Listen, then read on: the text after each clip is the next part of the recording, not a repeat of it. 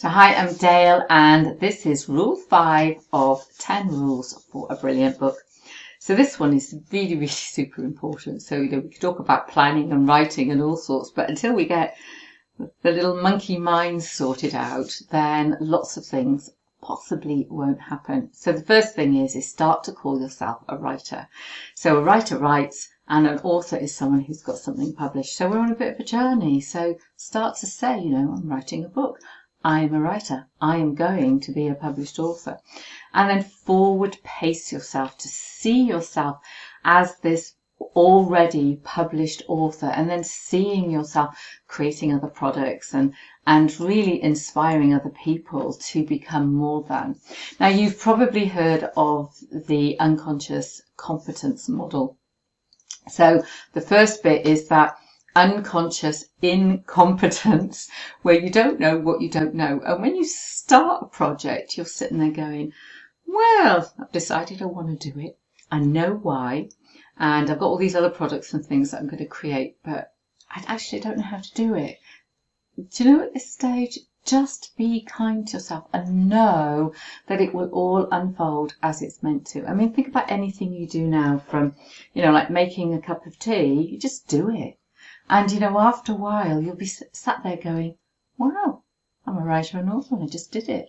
And then the next stage, stage 2, is that conscious incompetence. So you know that you don't know.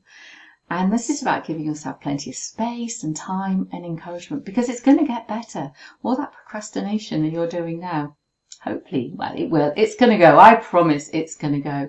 Then we move into conscious competence, and now you're doing it.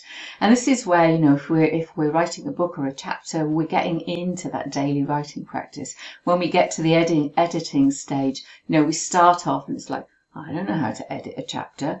And then it's, I'm kind of getting a little bit better. I've given myself a bit of permission to make mistakes or, faff around or whatever it might be. And then, we're getting practiced and it's becoming part of the process, part of us. And then we got unconscious competence, and we're just doing it. So we, get up every morning and we do our writing.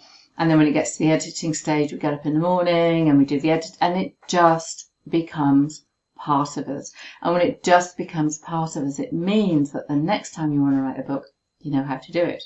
Although you might go back going, oh, I don't know, who's going to read my book? So we do go through all of these things. Now, we have all kinds of common things that come up, like, I don't have time to do this right now. I don't have time to write a book. I'm always rushing. I've never got, I've got to do this and I've got to, I don't have time. I've got all these other things I need to do. Oh, it's other people. They're always holding me up. Oh, people, do you know people? They keep wasting my time. So that time thing. So here's the thing, right?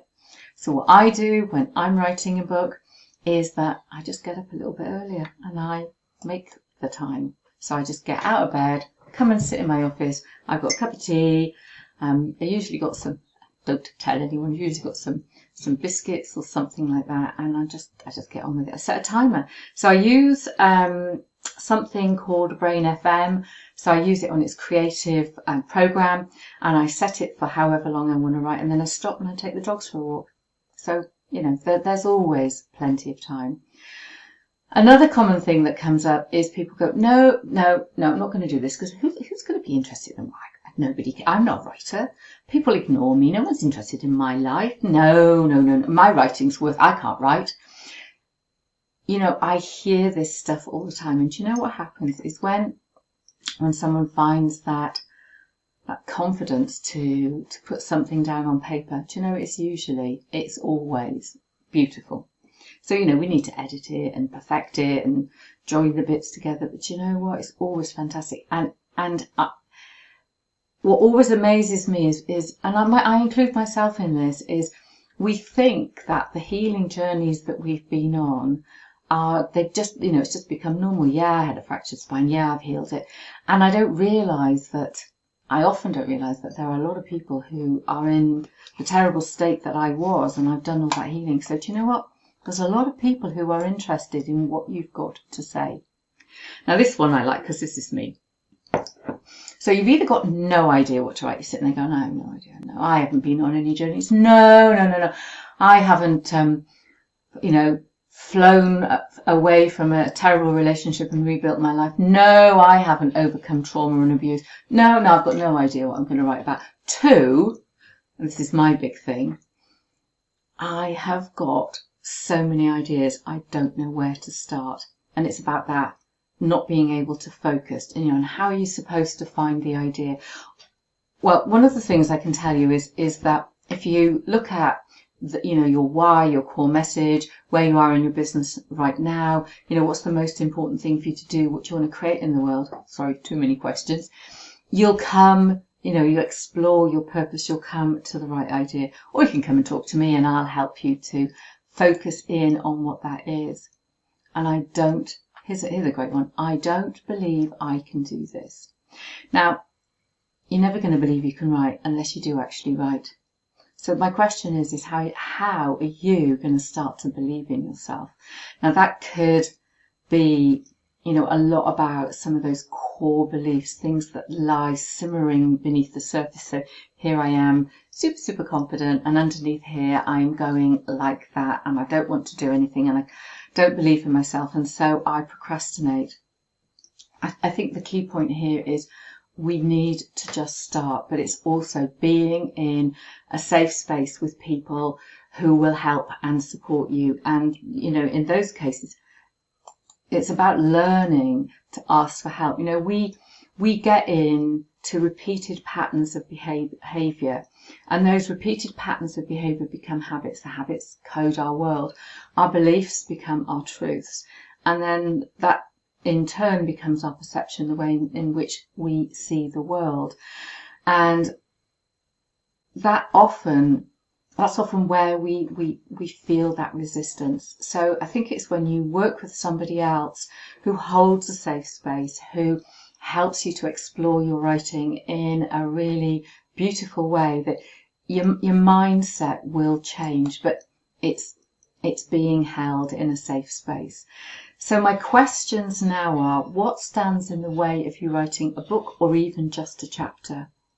What are your perceived biggest obstacles to getting this done? This is a great question. What if there weren't any obstacles? Would you still write this chapter or this book?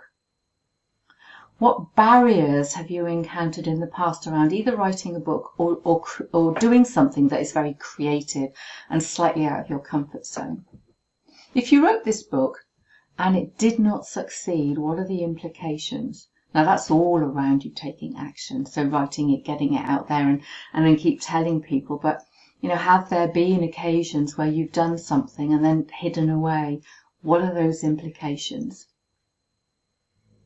So what are you doing, or what could you do that you're not doing right now that could make this happen?